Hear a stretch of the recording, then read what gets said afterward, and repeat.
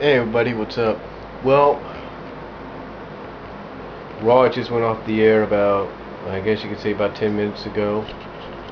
Um, I'd say it was a very interesting Raw. I mean, we start off the night with AJ coming down and calling out CM Punk and basically wanting to propose to CM Punk.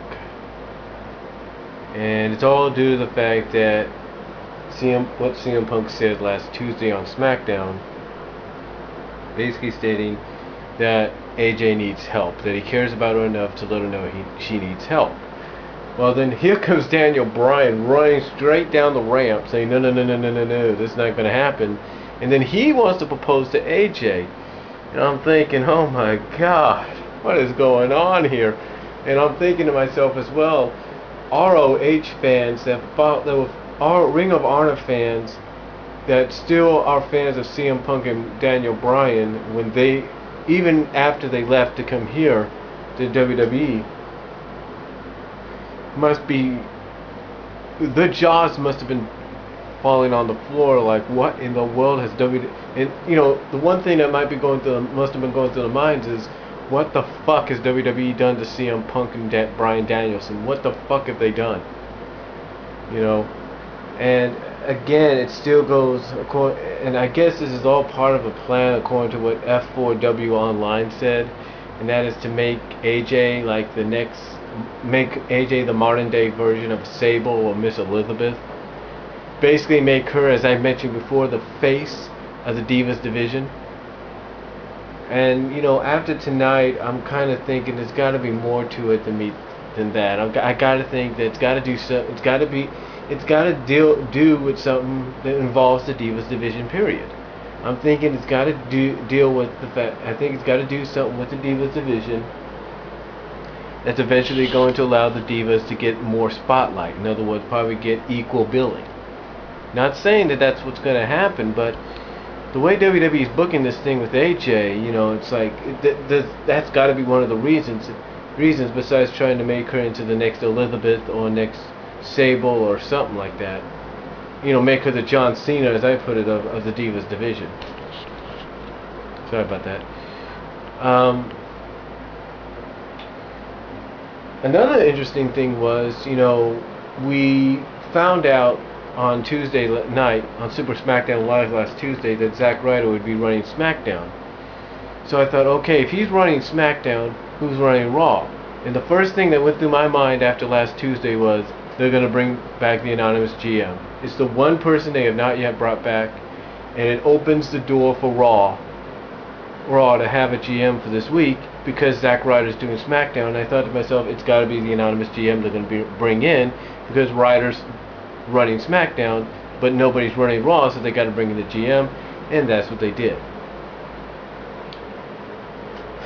Okay. Well, the first match of the night was Sheamus against Jack Swagger. Very quick squash match. Sheamus basically dominated Swagger throughout. I mean, Swagger got some offense in, but very little. And then took an extra bro kick at the end, thanks to Del Rio kind of getting the ire of Sheamus in the end. The next match, and then throughout the night, one of the backstage segments that we had was Santino wanting to finally find out who the anonymous GM was. Basically, who was the one that before making their return tonight was running things behind the scenes and basically turning everybody's lives upside down. So anyway, that's something that was playing throughout the night. We had a tag team match out of the blue between 4 out of the 8, that's right, 8 participants in the SmackDown World Title Money in the Bank match. It was Christian and Tyson Kidd against Tenzai and Dolph. Tenzai and Dolph end up getting the win. Tenzai does some extra after-match damage on Tyson, and this kind of catches Vicky's attention. Like Vicky's like, she's got that look of perhaps there's potential there. Like maybe I should add Tensai to the mix. Like make up for the fact I don't have Swagger no more. Maybe I can get Tensai. Well, after that, we kind of have a little bit of an argument, vocal argument between Cole and Lawler. Cole and Lawler basically kind of argue who they want to see run both shows permanently. And Cole's like, hey, Vicky, I would like to see, but because of tonight, he starts going like, but I'd like to see the anonymous GM do it more. And this kind of starts an argument because Lawler's like, oh yeah, you want the anonymous GM more so than Vicky because it gets to put you in the spotlight. And basically a big scuffle comes around because, Lawler would like to see Long or Foley, and basically what happens is the anonymous GM rings in and says, okay, WWE Universe, I'm going to put the power in your hands. Would you like to see a WrestleMania 27 rematch between Cole and Lawler? So basically we'll find out throughout the night who the WWE Universe votes for. And the one thing that Michael Cole, and I'll give Michael Cole credit on this, that he acknowledges that the fans, and I've even read these on myself throughout the years, is, they don't like Michael Cole in the ring, but apparently they like seeing him get beat up. Okay. The next match we have is another tag match.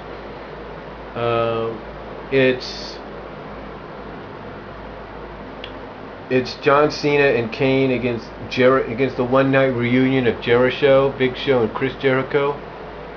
A decent tag match throughout, as far as I'm concerned, pretty decent tag match. But it ends in a no contest. Big Show basically pulls John Cena out of the ring as soon as John Cena gets the cover on Chris Jericho, and then Big Show just goes on a rampage. Big Show basically takes everybody out with the ladders. John Cena basically comes to Chris Jericho's aid because Jericho's getting sandwiched between one ladder, and knocks Big Show out with another ladder, which pretty much kind of, as Lawler puts it, is going to be Cena's probably biggest equalizer, is to use the ladder just like everybody else is going to have to. But yeah, it was a decent tag match, but it kind of ended abruptly in a no contest thanks to Big Show. We had another Money in the Bank qualifying match for the world title. I said there was 8, and the 8th spot went to Sin Cara, so Sin Cara is going to be back in Money in the Bank this year. Let's just hope he doesn't get in any trouble, if you know what I mean, like he did last year. So he beat Heath Slater, and Heath Slater, continuing his little situation with the Legends, calls out any former champion, and out comes Bob Backlund. Bob Backlund basically wants to shake his hand, gets suckered in, gets, beat up a little bit, but then ducks a clothesline, and then locks in the crossface chicken wing on Heath Slater. And the fans are chanting, "You still got it." So that was pretty cool, seeing Bob Backlund back. So, and fans still giving him appreciation. That was cool. It was good to see. And I gotta give Heath Slater credit. I mean, they're putting him through all this to at least, I think, try to get him over with the WWE Universe as a heel. I think they wouldn't be doing this to Heath Slater if they didn't have something big planned for him.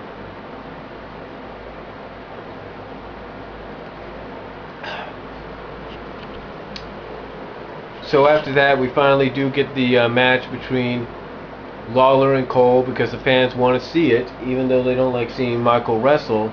They'd like to see him get beat up. So we do get the match. Doesn't last very long. We have Josh Matthews and Booker T on commentary for the match. And basically Booker T makes sure that Michael stays in the ring instead of trying to run out of the match. Lawler wins after an airplane spin, and that's about it. Michael Cole gets dizzy from the airplane spin, that he falls on his back, and Lawler takes advantage. But then, deja vu, just like WrestleMania, the anonymous GM reverses the decision, and Michael Cole ends up winning instead of Jerry Lawler. This, of course, brings out Santino, who throughout the night, like I said, was trying to find out who was the anonymous GM. First he tries Jericho, first he thinks it's Jericho, has a little bit of a funny segment with him. Jericho, kind of questions, because turns the table on him, like, kind of turns the tables on Santino, saying like, well, who's to say you're not the GM? So I mean, I like what they're doing with Jericho too. I mean, Jericho kind of has this humorous kind of side to him now that I think eventually might lead to a babyface turn down the line.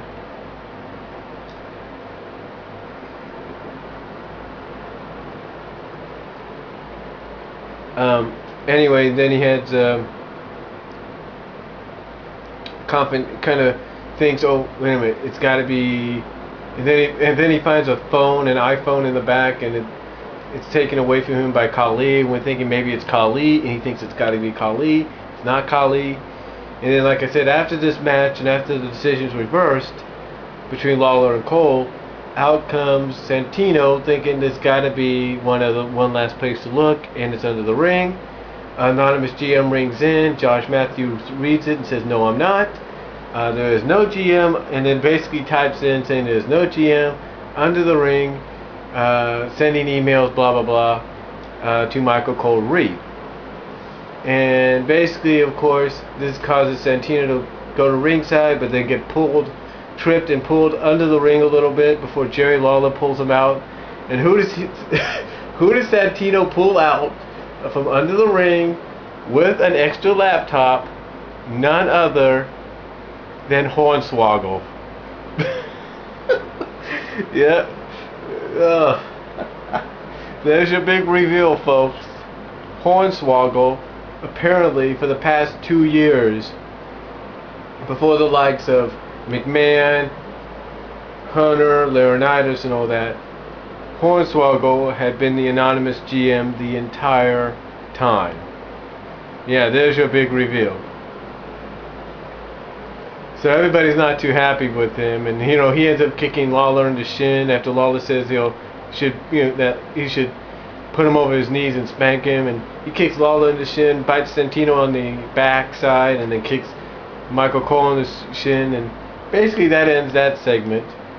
And then we get back to Raw in time for the main event, which for the first time in a while was a mixed tag match between CM Punk, AJ, Eve, and Daniel Bryan. Now Eve, earlier in the night, kind of tried to, I guess, manipulate, or tried to, I don't know what she was doing, manipulate or something like that, kind of use effeminate wiles or something like that. I don't know what it was, but Eve basically told CM Punk that, hey, you better be careful about what you do tonight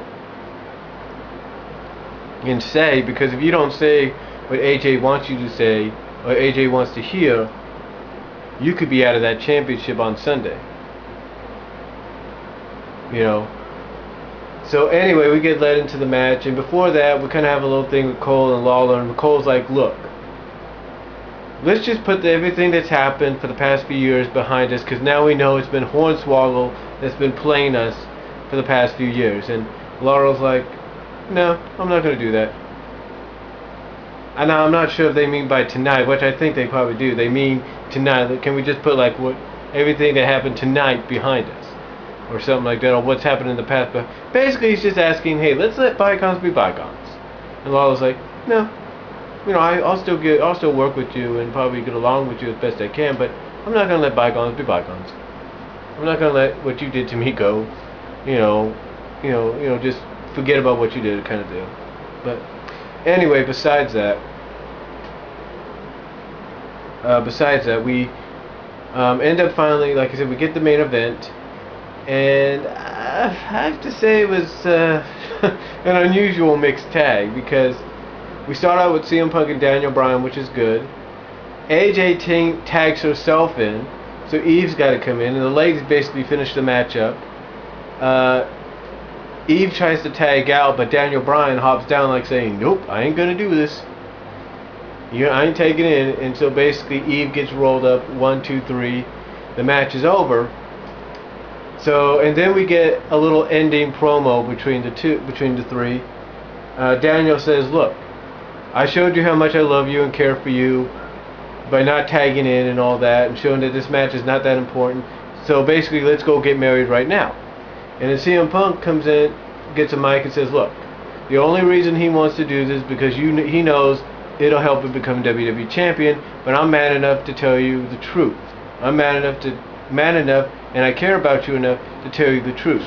And even if it hurts you, and even if it costs me the WWE Championship on Sunday, I'll tell you the truth. And that's what CM Punk does. He tells her, no, I don't want to marry you. And what's it get him? It gets him a slap in the face. And then you hear Daniel Bryan telling AJ, come home, come home. You see how he feels. And the next thing you know, he gets a slap in the face. And it ends with AJ doing the yes deal in the ring, in the middle of the ring, and then walking up the ramp doing yes, and her music's playing. And that's how Raw ends. And it's like, okay, what the fuck did I just see? You know? I mean, I'll give WWE credit. They're trying to make the AJ storyline, you know, very interesting and intriguing. I mean, it's getting people talking. There's no doubt about that.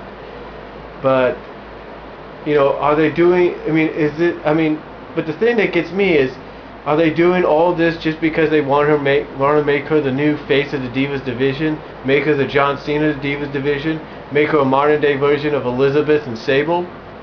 Or are they doing this so that maybe eventually it'll be revealed that she's trying to get the Divas division back on the map and get the Divas equal billing? Like, allow them to be in a main event on Raw and SmackDown every other week, like them being the last match. You know, basically the match that ends Raw and SmackDown. Or let them be like a co-main event at a pay-per-view. I mean, is that what this is all about too? I mean, what's going on basically? You know, it's that intriguingness that keeps me watching at times, because I'm intrigued as to where this is leading. You know, so overall, I thought it was decent. I know some people will have a difference of opinion. I know Brad Rules in New York will probably not be too happy about it. He'll probably agree with me when I say Ring of Honor fans fans of Punk and Danielson when they were in Ring of Honor probably had the jaws hit the floor and tears in their eyes, going like, what the fuck has WWE done to our two guys, our two wrestlers? So we'll just have to, you know, I know people like that will be against it. I don't know what the OTRS is going to say. I don't know what the gurus are going to say. But all I know is it's intriguing, it's watchable, and it keeps your interest, especially with this whole situation with AJ. And again, if this whole situation with AJ is to either A, make her the next Elizabeth or Sable for this era, or if it's B, to make her the John Cena of the Divas division, or C, help the Divas division get on the map and give them equal billing, as in being like the final match of the night and the final match that ends Raw, the main event, if you will, be a co-main event of a pay-per-view. I don't know. If that's what this is all about, if it's either one of those three options, then WWE is doing a hell of a job in trying to accomplish that goal, or either one of those three goals. Overall, decent show, and that's all I'm going to say. Comment down below, tell me what you think, and I will talk to y'all later.